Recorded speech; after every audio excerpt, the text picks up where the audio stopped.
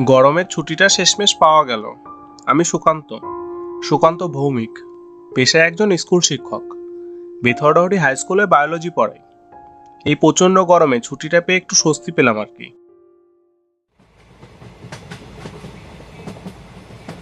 গতকাল রাতে আমার কলেজ জীবনের বন্ধু বিভাসের সাথে কথা হয়েছে। বিভাস বলল, ছুটি যখন পেয়েছিস চলে আয় আমাদের এখানে, কদিন কাটিয়ে যা। গ্যারান্টি দিতে পারি আশাটা বৃথা হবে না।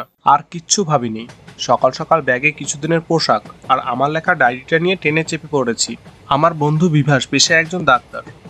কলেজে সাবজেক্ট এক থাকলেও বিভাস হয়ে যায় ডাক্তার, আর আমি শিক্ষকতার ভারটাই তুলে নিই কাঁধে। কলেজ শেষ হওয়ার পর আর দেখা করা হয়নি বিভাসের সাথে। ওই যে একটু একটু ডিজিটাল কানেকশন, মাঝে মাঝে ফোনে কথা হয়, আর সময় পেলে একটু একটু ভিডিও কল। বিভাসের আপন বলতে কেউ নেই। ছোট থাকতেই মা বাবা একটা অ্যাক্সিডেন্টে মারা যায়। পড়াশোনায় ভালো ছিল, তাই মা বাবা মারা যাওয়ার পর স্কুলের স্যাররাই ওর পড়াশোনার ভার নিজের কাছে তুলে নেয়। তারপর স্কলারশিপের টাকায় পড়াশোনা কমপ্লিট করে বিভাস। পড়াশোনা কমপ্লিট করে মেদিনীপুর গ্রামীণ হসপিটালে জয়েন করে। তারপর ওখান থেকে ট্রান্সফার হয়ে মুর্শিদাবাদে এসছে কিছুদিন হলো। বেথুয়া থেকে 7টা স্টেশন পেরিয়ে ট্রেন যখন মুর্শিদাবাদ পৌঁছলো, তখন বাজে 1টা। গরমের সময় লোকাল ট্রেনে ভিড়ঠাসা কম্পার্টমেন্টে যে কি কষ্ট, তা বলে বোঝানো যাবে না। ট্রেন থেকে নেমে একটু স্বস্তি পেলাম বটে, তবে ঘামে আমার জামা কাপড়ের যাচ্ছে তাই অবস্থা। বিভাস এসেছিল নিতে। স্টেশনের বাইরে বেরিয়ে ওর বাইকে উঠে বসলাম। এই মুর্শিদাবাদ জায়গাটায় আগেও এসেছি। হাজারদুয়ারি, মতিঝিল পার্ক সব আমার ঘুরে দেখা। সেই দিনগুলোর কথা মনে পড়লে বুকের বাদিকটা এখনো কেমন যেন ছ্যাদ করে ওঠে। বিভাসের বাড়ি পৌঁছতে 20 মিনিট সময় লাগলো। বাড়িতে পৌঁছে ফ্রেশ হয়ে নিলাম। তারপর লাঞ্চটা সেরে বসলাম বিভাসের সাথে গল্প করতে। দিন দিন গরমটা একটু বেশিই পড়ছে বল। তা যা বলেছিস, মানুষ যে কি করে এই গরমে বাঁচবে সেটাই তো মুশকিল। এই বিভাস, তোর মনে আছে আমাদের কলেজ জীবনের কথা? বাবা, তা আবার মনে থাকবে না? কলেজ বাঙ্ক করে ঘুরতে যাওয়া, মুভি দেখা, আরও কত বদমাইশি না করেছি। আর ওই যে সোনালি, মনে আছে? মনে আছে আমরা একবার কলেজ বাঙ্ক করে এই মুর্শিদাবাদে এসেছিলাম? হুম, আছে। আচ্ছা, একটা কথা বলতো। হুম, বল। তোদের এতদিনের সম্পর্ক হঠাৎ কি হয়েছিল? যখনই জিজ্ঞেস করি চুপ হয়ে যাস। কত বছর হয়ে গেল বলতো? অ্যাটলিস্ট মনের কথাগুলো শেয়ার করলে মনটা তো হালকা হয় নাকি? হুম, কলেজ শেষ করে তুই তখন ট্রেনিংয়ের জন্য কলকাতা চলে গেলি, আর এদিকে কলেজ কমপ্লিট করে আমি হন্যে হয়ে একটা চাকরি খুঁজছি তখন।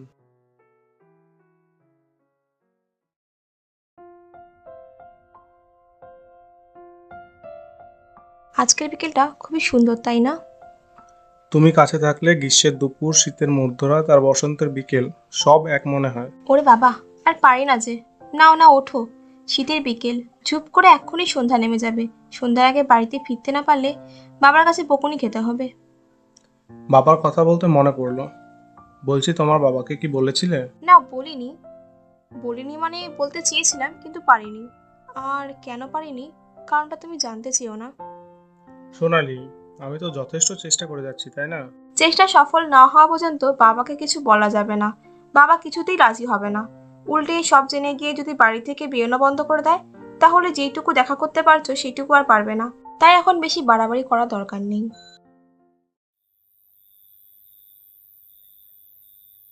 কিরে, তোদের ব্যাপারটা কতদূর কি এগোলো? না রে, যেখানে ছিল সেখানেই দাঁড়িয়ে আছে। আজকে বিকেলে ও পরিষ্কার জানিয়ে দিয়েছে যে আমি চাকরি না পাওয়া পর্যন্ত বাবাকে ও কিচ্ছু জানাতে পারবে না। একদিক থেকে ভেবে দেখলে ও কিন্তু ওর স্ট্যান্ড পয়েন্ট থেকে ঠিক। কোনো বাবা তার মেয়েকে এমন কোনো ছেলের হাতে তুলে দেবে না যে কিনা কিছু ইনকাম করে না। বিকাশ, শুনতে খারাপ লাগছে জানি, কিন্তু সত্যি যেটা, শুনতে খারাপ লাগলেও সত্যি। তো আমিও তো একটা চাকরির জন্য সারাদিন খেটে যাচ্ছি, পরীক্ষার পর পরীক্ষা দিয়ে যাচ্ছি। সরকার যদি চাকরি না দেয় সেই দোষটা কি আমার? দোষ পুরো সিস্টেমের। সরকারের মুখের দিকে হাঁ করে তাকিয়ে থাকলে জীবনে কিচ্ছু হবে না। তুই বরং অন্য কিছু চেষ্টা কর। অন্য কি করব বল? ব্যবসা করতে গেলেও তো অনেকগুলো টাকা লাগবে, তাই না? আর ব্যবসা করলে আজ করলে যে কালকে সাকসেসফুল হয়ে যাব এমনও তো না, সময় লাগবে। হ্যাঁ, সেটা তো ঠিক, তাই বলে কিছু না করার থেকে কিছু করাটা তো ভালো, তাই না? হ্যাঁ, দেখি কি করা যায়। তার কিছুদিন পর একদিন রাতে সোনালি আমাকে ফোন করে। হ্যালো। হ্যাঁ, বলো। বাবা না সব জেনে গেছে, আমার বিয়ের জন্য দেখাশোনা করছে। তুমি কিছু একটা করো, না হলে বাবা আমাকে জোর করে বিয়ে দিয়ে দেবে। তার 1 মাস পর ওর বিয়ে হয়ে যায়। শুনেছি ছেলে নাকি অনেক বড় ব্যবসা করে। তারপর তো তুই জানিস, কিছুদিনের মধ্যে আমার চাকরিটাও হয়ে যায়, আর আমি চলে আসি বেথুয়াতে। আর সোনালি নামের চ্যাপ্টারটা ওখানেই শেষ হয়ে যায় আমার জীবন থেকে।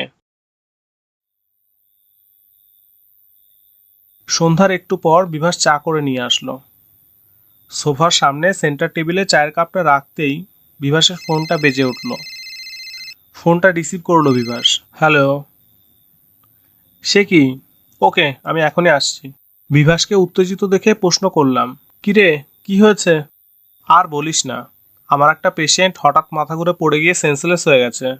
এখন যেতে হবে রে। কিন্তু চাটা? আমি ডাক্তার সুকান্ত। পেশেন্ট মরতে বসেছে আর আমি চা খাবো এখন? বড্ড বিবেকে বাঁধবে। আসি রে, তুই চা খেয়ে নে, আমি বাড়ি ফিরে তোর হাতের 1 কাপ চা খাবো। হন্তদন্ত হয়ে বিভাস বেরিয়ে গেল। আমি চা খেয়ে ডায়েরিটা নিয়ে বসলাম। আজ সারাদিন আমার সাথে ঘটে যাওয়া ঘটনাগুলো সব লিখে ফেলবো। রাত তখন 8টা। বিভাস বেরিয়েছে প্রায় ঘন্টাখানেক হয়ে গেল। ডায়েরি লেখা শেষ করে আমি সোফায় বসে একটু ফোন ঘাঁটছিলাম। এর মাঝে বিভাসকে 2বার ফোন করেছি। ওর ফোন নট রিচেবল আসছে। আমার আবার চার দেওয়ালের মাঝখানে বেশিক্ষণ বসে থাকতে ভালো লাগে না। তাই ঠিক করলাম বাইরে গিয়ে একটু পায়চারি করে আসি। বাড়ি থেকে বেরিয়ে হাঁটতে শুরু করলাম। কিছুক্ষণ পর খেয়াল করলাম আমার নিজের ওপর নিয়ন্ত্রণ নেই। কে যেন আমাকে মন্ত্রমুগ্ধের মতো টেনে নিয়ে যাচ্ছে।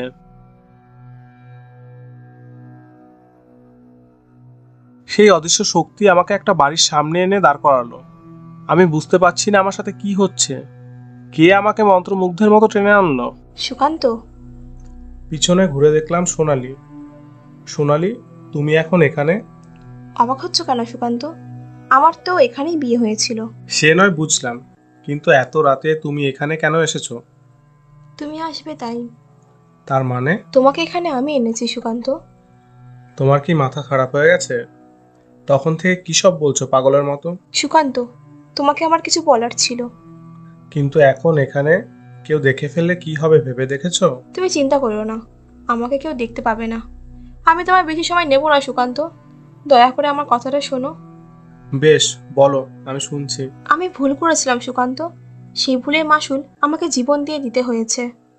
কি বলছো এসব? বড় ব্যবসায়ী ছেলের সাথে বাবা আমার বিয়ে দিয়েছিল। বিয়ের পর 1 মাস যেতে না যেতেই বড়লোক ব্যবসায়ীর আসল চরিত্রটা আমি দেখে ফেলি। সব ঠিক আছে মিস্টার মণ্ডল, কিন্তু আপনার কোম্পানিকে আমরা যদি প্রজেক্টটা দিই তাহলে আমার কি লাভ হবে? স্যার, আপনাদের সাথে আমাদের এতদিনের বিজনেস রিলেশন, আপনার সব আবদারই আমি রেখেছি, এবারও নয় রাখবো। আপনি বলুন আপনার কি লাগবে। মিস্টার মণ্ডল, এবারের প্রজেক্টটা অনেক বড় প্রজেক্ট, তাই এবার ছোটোখাটো কিছু দিয়ে কাটিয়ে দিলে হবে না কিন্তু। হ্যাঁ স্যার, নিন, চাটা নিন।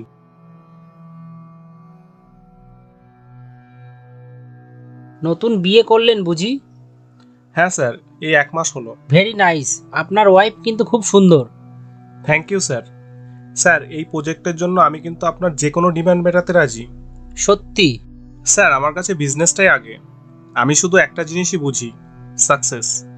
সাকসেসের জন্য দরকার হলে আমি নিজের বউকে অন্যের বিছানায় দিতেও 2বার ভাববো না। তাহলে তো কিছু হতে পারে।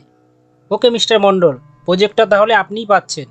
আর আমার ডিমান্ড? আপনি টাইম আর লোকেশনটা জানিয়ে দেবেন, আপনার ডিমান্ড আপনার কাছে ঠিক টাইম মতো পৌঁছে যাবে। কে কে ওখানে?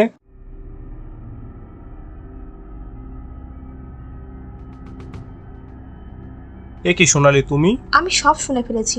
তুমি এত নোংরা, ব্যবসার জন্য তুমি নিজের স্ত্রীকে, ছি, আমার ভাবতেও ঘৃণা লাগে। তোমার আর বেশি ভেবে লাভ নেই।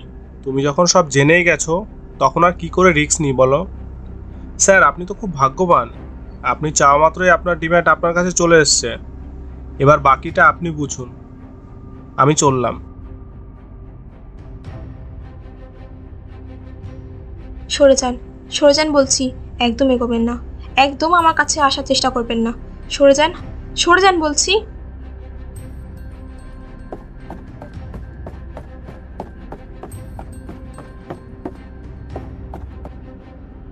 এবার পালিয়ে যাবে কোথায় ডার্লিং?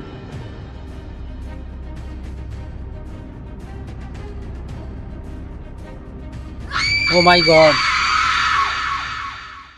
আমার মৃত্যুর প্রতিশোধ আমি নিজেই নিয়েছি সুকান্ত। তাদের আমি ভয়ানক মৃত্যু দিয়েছি, কিন্তু তোমার কাছে ক্ষমা না চাওয়া পর্যন্ত আমার আত্মার মুক্তি ছিল না। আমার চোখের সামনেই যেন বাতাসে মিলিয়ে গেল সোনালি। হতবাক হয়ে আমি চেয়ে রইলাম।